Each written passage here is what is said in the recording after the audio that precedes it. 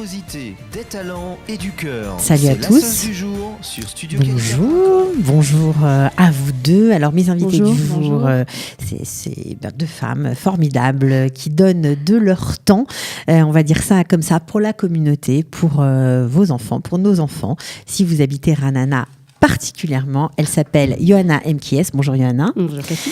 Et Sabrina Brahmi. Bonjour. Alors, on va vous expliquer, bien sûr, si vous nous rejoignez, pourquoi elles sont là. C'est qu'elles ont lancé, en tout cas vous êtes cofondatrice de l'association avec Isabelle Vaniche qu'on salue, qui n'a pas pu être présente. Vous avez lancé une association pour s'occuper des enfants, des petits-enfants, alors principalement entre 6 et 12 ans, pour ne pas perdre leur lien avec la langue maternelle, c'est-à-dire le français. Absolument. Alors, comment c'est parti ? Pourquoi vous avez fait ça ? Et comment vous organisez aujourd'hui après plusieurs années d'expérience, puisque vous existez déjà depuis 5 ans ? Exactement, on termine donc là notre 5e année d'activité, de cours. On va expliquer un petit peu ce qu'on fait. Mais il faut savoir qu'on a cette partie de manière tout à fait pas préméditée. Isabelle et moi, nous sommes amis. On s'est rencontrés ici en Israël quand on a fait notre alia. Et puis on avait des enfants un peu sensiblement du même âge. On souhaitait, à partir du moment où ma fille est rentrée, en fait, c'est principalement pour nous, pour nos enfants qu'on a fait ça. Puis après, ça a pris une tournure un peu plus, ça nous a un peu dépassé, on va dire. Ma fille rentrait en Kita Aleph. Elle parlait très bien le français à la maison. Elle apprenait l'hébreu évidemment en classe à l'école. Elle parlait donc très bien aussi l'hébreu parce qu'elle arrivait toute petite. Mais j'avais envie qu'elle apprenne aussi à lire en même temps qu'elle apprenait à lire l'hébreu, qu'elle apprenne aussi à lire le français. Et donc on a eu envie de faire un petit groupe parce qu'on trouvait que apprendre en collectif c'était plus engageant pour les enfants. Okay. Et donc voilà, on a contacté une enseignante qu'on connaît qui s'appelle Yehudit, qui est fabuleuse. Je la salue. Elle a beaucoup de talent et elle était d'accord. Donc on a dit on va parler un peu aux copines. Si on a 8 enfants, on peut commencer. Et en fait, sont arrivés 50 enfants, rien que de bouche à oreille, juste nos amis, les gens dans le même cas que nous. Et donc, on s'est rendu compte qu'il y avait une demande. On a été très réactifs. On a contacté du coup Sabrina et Caroline, qui est également une des enseignantes. Enfin, donc, toutes les deux, donc toutes les trois en fait font partie du projet depuis le début et sont restées avec nous tout ce temps-là. Et grâce à elles, on est parti. On a fait toute cette année-là. Alors 50 enfants, vous avez même eu des pics à 180 Alors, voilà, aujourd'hui, enfants. Et aujourd'hui, vous tournez entre 120 et 150 en moyenne tous les ans, avec un pic effectivement 180 en 2015 quand il y a eu une grosse alia. Et voilà, donc il a fallu qu'on s'organise. Et c'est comme ça qu'on a monté une association. Avec l'aide aussi et les conseils du réseau Flamme, on a rencontré donc l'ambassade qui nous a mis en lien, l'ambassade de France, absolument, qui ont un programme en fait d'aide Flamme, ça veut dire français langue maternelle. Donc l'idée c'est d'aider justement les enfants alors d'expatriés. Donc le cas d'Eolim est un peu différent, mais on est quand même considérés comme expatriés, des enfants qui sont donc à l'étranger et dont la langue maternelle est le français. Donc ils nous aident, ils nous donnent une structure, une subvention, et on a pu commencer comme ça et s'organiser de manière un peu plus professionnelle. Et depuis 5 ans, on ne fait que ça, d'essayer de progresser, de mettre en place des programmes pédagogiques. Maintenant, on a des niveaux bien clairs pour les enfants, puisque c'est très important de respecter leur niveau. Leur âge, leur niveau, leur monde, besoin, en fait, voilà. Et leurs besoins, bien sûr. Voilà. Alors, depuis Flamme, s'est adjoint la mairie de Ranana. Alors, la mairie nous aide surtout à la mise à disposition, on va dire, de locaux qu'on loue, on les paye, mais on a quand même eu l'autorisation de rentrer dans les écoles. Et ça fait une première et c'est rarissime en Israël. Une grosse différence, signalé, voilà, parce que déjà, on va dire, c'est plus pratique pour les enfants comme pour les parents, puisqu'ils finissent leur cours à l'école le matin et on rentre ensuite en classe de français. Mais c'est surtout aussi au niveau du symbole et de l'état d'esprit. On est vraiment intégré dans le paysage éducatif de la ville. Pour l'enfant, c'est son école, il apprend en hébreu, c'est une école en hébreu, il a juste un cours de français et c'est fabuleux parce que ça lui donne des outils supplémentaires à un moment où il se sent bien aussi. Et puis ce qui est génial, c'est que forcément, les copains israéliens, eux aussi, ont envie d'apprendre le français. Exactement. Donc depuis, vous devez, j'imagine, avoir des petits Israéliens qui suivent vos cours. Alors ça, c'est une grande satisfaction, je dirais, personnelle. C'est toujours très ravi quand on m'appelle, on me dit avec un petit accent israélien, vous êtes le joueur de français. Je sais pas le faire, désolé. J'ai un bon accent français en hébreu, mais j'ai pas l'accent israélien en français. Mais en tous les cas, ils nous appellent, ils nous disent on a entendu parler de votre association, notre enfant, alors ils nous le disent en hébreu évidemment, notre enfant parle pas du tout le français, est-ce qu'il peut venir? Donc on a mis en place quelques cours. Pour l'instant, c'est plus, on va dire, des petits cours semi-privés. Enfin, ça a le mérite d'exister. Ça a le mérite d'exister. C'est génial. Et c'est très, très satisfaisant. Ben, j'imagine. Donc on va revenir un petit peu, bien sûr, à votre parcours et surtout à ce que vous faites, aux activités. Alors, ça se subdivise en combien de groupes, votre programme, vos cours de français? Il y a combien de groupes? Alors, déjà, on a donc les cours de français, proprement parlé, apprentissage de la lecture et de l'écriture, et bien sûr la langue et un peu de culture. Enfin, on va revenir sur le côté ludique des cours. On a également la section théâtre, donc Sabrina est là pour nous en parler plus amplement, qui n'a fait que grandir depuis la première année. L'année dernière, il y avait 17 enfants en théâtre, et cette année, on est 35, donc on verra l'année prochaine où ça nous amène. Donc on a les cours pour les non-francophones qui est plus minime en termes d'effectifs mais qui a le mérite d'exister. Pour les cours, on va dire, de français et théâtre, on a aujourd'hui 16 groupes différents qui sont répartis dans 6 écoles de la ville. C'est énorme. Ça veut dire qu'on a des cours tous les jours, en général entre 2 et 4 à peu près l'après-midi, hein. Et l'idée, c'est surtout de garder donc déjà un effectif relativement restreint, 10 enfants, c'est idéal, qui ont un niveau homogène et donc qui peuvent se sentir bien dans le cours, à la fois pas trop dur et pas trop facile, pour qu'ils puissent s'enrichir. Alors, on a parlé des 6-12 ans, mais il y a aussi des activités, on peut aussi apprendre quand on est un peu plus grand. Oui, alors on a effectivement, en périphérie, on a un groupe pour le Gan Chova, c'est les veilles, donc c'est les enfants qui sont en fin de maternelle qui veulent se familiariser avec les lettres. Ça, c'est les petits. Et on a pour les plus grands, donc plutôt collège. Donc, par exemple, ma fille en fait partie. Elle a fait 2-3 années au jardin français pour l'apprentissage de la lecture et l'écriture. Okay.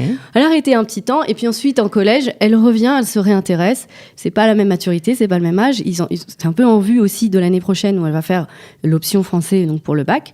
Et donc là, on a un cours pour les collégiens cette année qui a très très bien marché également. Alors, option français pour le bac. D'ailleurs, il faut rappeler à ceux qui nous écoutent qu'aujourd'hui, on peut obtenir 10 points. C'est énorme. Alors que jusqu'à présent, c'était 5. Cette année, il y a une réforme qui est passée. 10 points en passant l'option français. Donc, franchement, ça vaut le coup d'investir. Alors, Sabrina Brani, vous êtes là depuis le début, comme nous l'a dit Johanna. Oui. Vous avez enseigné pendant de longues années en France le français. Vous avez un DEA de littérature. Vous avez fait du théâtre, vous avez enseigné aussi aux classes prépa, donc vous avez quand même un certain background. Qu'est-ce qui vous a séduit dans ce projet ? Il y a aussi quelque chose que je veux dire, c'est que via Flamme, on a aussi la chance... Il faut parler bien près du micro, voilà. Que via Flamme, on a quand même la chance d'avoir une spécialité enseignement pour les enfants expatriés francophones. C'est-à-dire que depuis, avec Flamme, vous avez ajouté une corde à votre arc. Année. Exactement, c'est important. Qu'est-ce qui m'a... déjà, il faut dire que quand j'ai fait mon ALIA, je me suis posé pas mal de questions au départ. Je me suis mise en contact avec le Misrad Achinour et j'ai été quand même pas mal découragée parce qu'il y avait beaucoup d'équivalence, il y avait un taux horaire qui n'était pas non plus top, il n'y avait pas non plus énormément d'heures de cours. Okay. Donc, je me suis quand même posé cette question. Qu'est-ce que tu fais, Sabrina ? Est-ce que tu te reconvertis ? Est-ce que tu fais autre chose ou est-ce que tu continues Exactement. dans l'enseignement ? Et voilà, grâce à Dieu, j'ai rencontré donc Isabelle et Johanna, 2 femmes extraordinaires. Et qui ne font pas que ça dans la vie. Il faut quand même préciser qu'elles travaillent toutes les deux dans le high-tech. Donc franchement, en tout cas, vous travaillez dans le high-tech, vous avez une formation d'école de commerce. Bon, enfin bref, ne vous ennuyez pas dans la vie, on va dire ça comme ça. Et ça a été, après mes 4 enfants, vraiment une des plus belles choses qui ait pu m'arriver en Israël, c'est-à-dire faire ce que j'aime et m'épanouir dans mon travail. Donc, on a quand j'entends ça, alors on a 7 enseignantes aujourd'hui qui travaillent au jardin français. C'est les 3 quand même. D'une initiative de maman, c'est devenu un truc. Et c'est vrai que je suis heureuse que Sabrina soit là aujourd'hui pour le dire dans ses mots à elle. Mais quand j'entends que ces enseignantes qui viennent avec un si beau métier, qui arrivent ici et qui savent pas finalement quoi en faire et qui trouvent ce débouché, même s'il est partiel et parfois on a eu des situations compliquées, mais elles sont prêtes à tout parce qu'elles ont tellement la vocation, tellement passionnées. quand je vois qu'elles sont heureuses et épanouies, ça me donne une motivation supplémentaire de continuer. Je vous dis franchement, c'est pas seulement pour les enfants, c'est tellement un beau métier, c'est tellement une belle mission. Alors, qu'est-ce que vous faites avec l'enseignement du théâtre, avec les enfants de quoi est composé les cours? Comment ça les aide à apprendre la langue et peut-être à être mieux, forcément, dans leur vie? Alors, ce qu'il faut savoir, c'est qu'il y a déjà 3 niveaux. Okay. On a un niveau pour les 6-9, un niveau pour les 9-12, un niveau pour les 12+, et à la rentrée, on a une nouvelle classe avec les 14+. Donc, on va dire qu'il y a 4 points essentiels. Le premier point, les enfants qui savent lire et écrire ont parfois du mal dans la bibliothèque de façon spontanée à prendre un livre en français. Ils vont certainement souvent aller vers l'hébreu. Et je vais vous dire qu'avec le théâtre, ça les motive pour continuer en fait la lecture en français. Je vous donne des exemples concrets. Au mois de décembre, en général, je fais souvent des petites compètes pendant 4 semaines. Chaque semaine, je donne un texte. Donc un classique, ça peut être soit un extrait facile de Molière, soit du Feydeau, soit Ionesco ou Prévert. Et je leur dis, voilà, on va travailler de façon mécanique, c'est-à-dire vous devez à la maison bien lire, articuler, lire lentement. On insiste voilà, sur la diction. Donc c'est plus mécanique, la ponctuation, etc. Entrer en matière. Et puis je les mets en compète chaque semaine. Et je me suis retrouvée, par exemple, cette année avec des groupes et des enfants qui arrivent. Et je dis, c'est à toi. Où est ta feuille? Sabrina, j'ai pas ma feuille, j'ai tout appris par cœur. Et là, je me dis, mais c'est voilà, pari relevé déjà. Ça, donc c'est important pour la lecture. Ils ont envie de lire et ils s'approprient le texte. Alors c'est très intéressant parce qu'on est quand même dans la génération des PlayStation, bien sûr, des jeux vidéo, des écrans, etc. où l'objet livre en tant que tel disparaît. Ouais, alors, est-ce que vous avez aussi des enfants qui viennent et qui disent ok, c'est ma mère qui va absolument que j'apprenne le français, mais moi lire c'est pas mon truc. Non. Et même s'ils ont des difficultés, ils vont me dire, Sabrina, est-ce que tu peux m'aider? On ne peut pas me donner, pour ceux qui ont entre 9 et 12, est-ce qu'on ne peut pas me donner des cours particuliers pour m'aider? Ou est-ce que je ne peux pas faire aussi les cours de français au jardin français? Du coup, ils intègrent les cours de français. Non, parce qu'ils ont envie, ça leur donne envie. J'ai une anecdote fabuleuse là-dessus, une enfant. Alors, les parents ont fait l'ALIA, ils avaient déjà 2 grands qui savaient lire de France. Et la petite était beaucoup plus petite quand elle est arrivée. Et quand elle a appris à lire le français, donc avec nous, elle est allée voir sa maman, elle lui a dit « Maman, c'est super, maintenant je peux lire comme mes grandes sœurs, je peux prendre tous les livres qu'il y a dans la bibliothèque de la maison. » Et c'était fabuleux parce qu'elle s'est sentie enfin reliée avec sa propre famille. Quand même. Alors, ça, c'est un phénomène vraiment très important parce que c'est vrai que dans les familles d'Olim Pradashim, alors ça parle français à la maison, les enfants ont une vie complètement différente à l'école où ils sont immergés dans l'hébreu et quand ils rentrent, il y a une espèce de déconnexion entre les parents et les enfants parce que parfois les parents ne travaillent pas forcément en hébreu. Est-ce que le fait que les enfants apprennent le français, ça refait du lien dans la famille? Alors, clairement, la langue, c'est un outil de tous les jours et il passe beaucoup de choses, notamment les émotions. Et c'est quelque chose qu'on n'avait pas forcément anticipé au départ. Nous, on avait plutôt une approche, on va dire, technique de la langue pour apprendre à lire, etc. Et c'est vrai qu'ils s'épanouissent de manière incroyable. L'année de l'ALIA n'est pas toujours facile, ou du moins les années qui suivent l'ALIA. Et on sait que ça les aide. Alors, il y a plusieurs aspects à ça.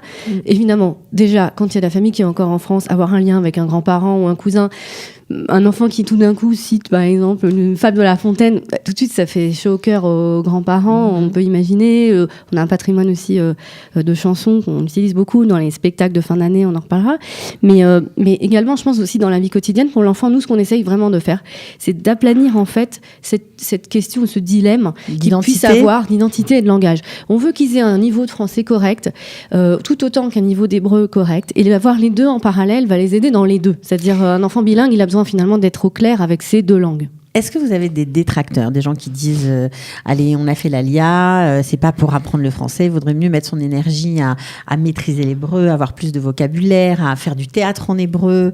Alors moi, je leur dis toujours, l'un n'empêche pas l'autre. Je veux dire, en tant que parent, on est responsable aussi. Par exemple, il y a les keitanot, on peut faire de l'hébreu, l'école. Enfin, il faut vraiment que nos enfants... Nous, on s'adresse vraiment à des enfants qui sont dans le système israélien et qui sont déjà bilingues. Et l'autre chose aussi, c'est que on leur donne finalement cette structure de 1h30 par semaine où ils peuvent enfin enrichir et stabiliser leur langue. C'est peu, et si on ne leur donne pas, ils sont un peu perdus. Parfois, certains parents disent au début, on va attendre une année, ils vont d'abord apprendre l'hébreu et après on verra. Voilà, alors justement, vous qui maintenant, on peut dire que vous êtes une professionnelle de l'éducation dans la transmission, de l'acquisition des langues. On voit beaucoup de familles. Donc, alors, forcément, donc, qu'est-ce que vous conseillez ? Certains parents disent ça, oui, il faut d'abord focaliser sur l'hébreu, on verra après le français. Alors, d'abord, je vais dire juste une nuance, ça dépend évidemment de l'enfant, il y a toujours des cas particuliers, mais on a vu des centaines d'enfants, on en a 150 par an, bon, certains reviennent évidemment d'année en année, mais quand même, ça fait des centaines d'enfants. La majorité peuvent et doivent en fait gérer les deux langues, et c'est préférable pour eux d'apprendre en parallèle ou de garder le lien avec le français dès le départ. Sinon, ce qui se passe, c'est qu'on ne leur fait pas forcément un cadeau. Il faut réfléchir un peu ce qui se passe dans l'esprit d'un enfant quand il arrive. C'est pas comme les adultes. Nous, on a déjà la langue très en place chez nous, notre langue maternelle. Donc, on doit apprendre une nouvelle langue, c'est difficile. Un enfant, c'est différent. Il a plus une capacité d'apprentissage, mais il peut désapprendre également. Ce qui se passe au bout d'un an, s'ils n'ont pas valorisé leur français et qu'ils doivent apprendre l'hébreu, ils n'ont pas encore complètement acquis l'hébreu. Et ils ont déjà un peu perdu le français. Ils se retrouvent à des âges comme ça intermédiaires. Alors, ils sont bloqués émotionnellement. Ils peuvent être bloqués émotionnellement. C'est là où le théâtre aussi aide énormément, parce qu'on a des parents à ce moment-là. Est-ce que l'entre-deux, c'est mauvais aussi pour acquérir un hébreu de niveau ? Un hébreu, certains disent, il y a des études qui disent que lorsqu'on a un niveau de langue maternelle très élevé, on voudra s'exprimer de la même façon, avec le même niveau d'exigence dans une autre langue. Évidemment, je suis convaincue de ça. Il y a beaucoup de choses qui s'écrivent et qui se disent sur le bilinguisme, et tout converge pour dire que le plus on investit en fait la langue maternelle, et plus elle est bien acquise, et plus on peut apprendre l'autre langue également. Donc ça va dans les deux sens. Et c'est pour ça qu'en fait, nous, on recommande vraiment, le meilleur parcours, en fait, c'est d'arriver en Kita Aleph et de faire le cours de jardin français en parallèle de l'apprentissage de l'hébreu. Et on voit des choses miraculeuses, parce que les enfants, ils apprennent réellement à lire dans les deux sens. Chaque mécanisme est très différent de lecture, mais au final, chacun permet à l'autre mécanisme de mieux s'installer. Et en anglais, ça va les aider énormément. Également. Ah bah oui, évidemment, parce que là, l'anglais, on parle toujours de l'enseignement de l'anglais en Israël, mais pour être moi aussi maman, je me rends compte que l'enseignement d'anglais dans les classes en Israël n'est pas toujours au niveau. Il y a beaucoup de difficultés de lecture quand les enfants ne savent pas lire. Ça va les aider énormément. En français. Vous le voyez, vous ? Oui, moi je le vois. J'ai des élèves qui arrivent, 9 ans. Il y a des enfants qui arrivent qui n'ont pas forcément parfois fait lecture, écriture en français, juste en anglais. Ils vont réussir à déchiffrer des petites scénettes. On va travailler un petit peu sur les sons complexes, mais on y arrive. Okay. On y arrive. Alors, comme chaque rougim en Israël, comme dans une activité extrascolaire, il y a des spectacles de fin d'année. Voilà. Est-ce que chez vous, c'est pareil ? Ah oui. Mais alors, avant de faire un spectacle, il y a quand même quelque chose d'assez... Ce qu'il faut, et c'est le contenu des cours de théâtre, c'est que pendant 5 mois, on travaille uniquement sur des exercices de théâtre. C'est-à-dire que c'est des exercices sur tout ce qui est expression corporelle, énergie, cohésion de groupe, diction, concentration. Alors, quand vous parlez de cohésion de groupe, etc., est-ce que ça les aide aussi à communiquer avec des Israéliens ? Parce que parfois, ils sont... C'est sur l'altruisme en général. Oui, ça les aide parce qu'ils sont parfois un peu perdus avec eux-mêmes. C'est des âges aussi un peu sensibles. Moi, j'ai des parents qui viennent me dire « Ma fille, elle a du mal, aidez-nous, elle veut faire du théâtre. » Et elle se sent mieux avec elle-même. Et ils apprennent à s'accepter aussi les uns les autres, donc fortiori avec le reste de la société. C'est génial. Mais au moins, et puis un enfant qui va aussi peut-être des fois faire son alia, arriver, il est très agité, très turbulent en classe. Ce qui va se passer, c'est que via le théâtre qui est sous forme de jeu, de façon volontaire, il va se discipliner. Parce que pour jouer, il a compris qu'il y avait des règles à respecter. Donc en fait, déjà, ça l'aide aussi. Alors, vous leur apprenez parce que je vous ai coupé en plein milieu, excusez-moi, vous leur apprenez des exercices, vous faites beaucoup d'exercices avec eux. 5 mois, c'est beaucoup. Vous faites quoi comme exercice ?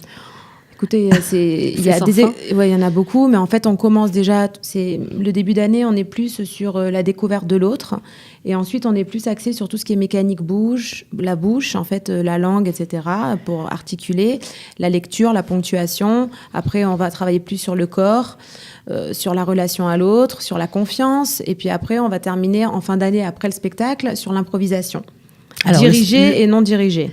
Alors, le spectacle, c'est un spectacle d'improvisation ? Ah non. Alors ça, je vous dis, c'est le travail en fait en fin d'année sur les exercices. Parce qu'on veut dire, il y a un vrai contenu, il y a un vrai programme pédagogique. Et on va dire qu'après Pessar, on va commencer à choisir des textes. Déjà, moi, je connais bien les enfants, donc je peux savoir qui va jouer avec qui, etc. On travaille sur le le sujet, ce qu'on va faire, etc. Donc là, on commence à apprendre les textes par cœur, à les jouer, à interpréter. On aura travaillé auparavant, en amont, sur les émotions. Okay, donc c'est quand même assez complet. Et le spectacle, c'est en fin d'année. Donc là, ça va être début juin. Voilà, le 5 juin. À Ranana. Tout le monde est invité, on peut venir voir. Venez, avec plaisir. Venez voir. S'il reste des places, on est sur Booking. Vite prendre les places. Mais parce que comme ça a l'air tellement génial, peut-être qu'il y a des gens de Jérusalem qui vont vouloir faire la même chose. C'est ouvert. De Natania. On a des visiteurs et surtout, on a beaucoup d'enfants et ça révèle des vocations quand ils voient le spectacle. Ils nous disent on veut, etc. Vous seriez prête à aider d'autres qui ont envie de vous imiter, de dupliquer votre concept? On le fait, on essaie de le faire. On est en contact justement par le biais de Flamme avec d'autres associations. On essaye, bien sûr. On a des nouveaux projets. On a toujours des nouveaux projets. Alors, le spectacle, revenons au spectacle. Le spectacle, le 5 juin, ça parle de quoi cette année? Alors, le thème, en fait, c'est A2. On va parler de la communication, c'est l'altruisme, c'est vraiment un modèle. En fait, chaque enfant passe à 2 sur scène. Par couple. D'accord ? Voilà, ils sont en couple. Ce sont des pièces écrites par vous? Non, alors l'année dernière, oui. Cette année, en fait, j'ai pris beaucoup d'extraits classiques parce que je voulais aussi mettre à l'honneur nos auteurs. Donc Molière, on a Molière, on a du lourd avec les collégiennes. Pendant les répétitions, j'en ai eu les larmes aux yeux. Tellement c'était tellement bien interprété. Ouais. Voilà, vraiment. Certains font déjà depuis quelques années. 4 ans. Avoir un certain donc niveau. Ils ont un bon niveau. D'où les prochains projets pour les Donc là maintenant elles veulent passer un nouveau step. Alors qu'est-ce qu'elles veulent faire Sabrina, maintenant? on veut faire une comédie musicale. Voilà. C'est le rêve. C'est le rêve. Donc j'ai dit oui les filles. Et se produire dans les autres villes évidemment. Exactement. Donc j'ai dit mais il faut travailler là-dessus. Donc je leur ai expliqué. Elles comprennent ce que c'est que monter un spectacle. Je les implique de plus en plus. Donc là maintenant avec Isabelle et Johanna on est en train d'en parler parce que ça demande beaucoup de travail, beaucoup d'investissement. C'est pas rien. Bon, en tout cas, je vois que vous vous ennuyez pas. Vous faites des tas de choses. Donc, de 6 à 15 ans, on peut dire ça comme ça. Avec vous, vous focussez sur les 6-12 ans. Pour vous, c'est vraiment le... C'est là où on a le plus de demandes, mais on est toujours prêt à répondre justement aux besoins. Mais je voudrais remercier toutes les profs quand même qui donnent beaucoup de leur temps. Donc, Dina, Caroline, Alexandra, Sarah, Sophie. J'ai oublié quelqu'un. Yehudit, forcément. Et puis bien sûr Sabrina qui nous suivent et qui, entre elles aussi, ont construit quelque chose de fabuleux, une belle équipe. Ok. Alors on se rend bien compte que tout ça est aussi un vecteur d'intégration, bien que ce soit en français. C'est une façon de faire le lien entre toutes nos identités. C'est dans notre ADN, on va dire. On est là pour vraiment faire le lien. On n'a pas du tout d'autres intentions derrière. Donc l'outil, ça sera la langue, effectivement. Ok, alors bien sûr on peut vous trouver sur Facebook, j'imagine, si on a envie d'avoir plus d'informations. Le Jardin Français. Le Jardin Français, voilà, c'est facile à trouver. Sabrina, un petit mot pour finir ? Un petit mot pour finir. Moi, je voudrais remercier le Jardin Français. Et je pense que je parle au nom de toutes les profs parce que vraiment, on a la chance de travailler avec 2 femmes très investies qui nous aident. Et voilà, c'est... Bon. Alors moi, je trouve que vous faites vraiment un travail formidable. Et puis, vous ne l'avez pas dit, mais vous prenez aussi des cours de théâtre en hébreu. Oui. Pourquoi pas développer des cours de théâtre en hébreu pour ces jeunes apprentis qui ont l'air d'avoir beaucoup de talent. D'après ce que vous nous dites, on jugera sur place le jour du spectacle. Merci vraiment à toutes les deux d'être venues de Ranana. Merci à vous. Merci à vous, Cathy. Voilà, et puis bravo pour votre engagement tout à fait bénévole, faut le dire. Alors bien sûr, les activités sont payantes, mais tout est... Alors les enseignantes sont rémunérées, ainsi que c'est pour ça que les parents en fait participent. Mais vous êtes totalement bénévole, ainsi que Isabelle Vanish, et vous réinjectez l'argent que vous gagnez pour la structure, pour que les profs soient bien. Les projets, les spectacles. Voilà, le matériel pédagogique. Voilà. Bref, on aura compris que c'est quelque chose de sérieux et qui fait du bien, aux petits. Qu'est-ce qu'on dit, les petites têtes blondes, ça se dit ici ou pas? Ah oui, pourquoi pas. On prend toutes les couleurs, nous. On les aime tous. Ok, merci beaucoup d'être venu. À très bientôt. Ciao. À très bientôt. Ouais.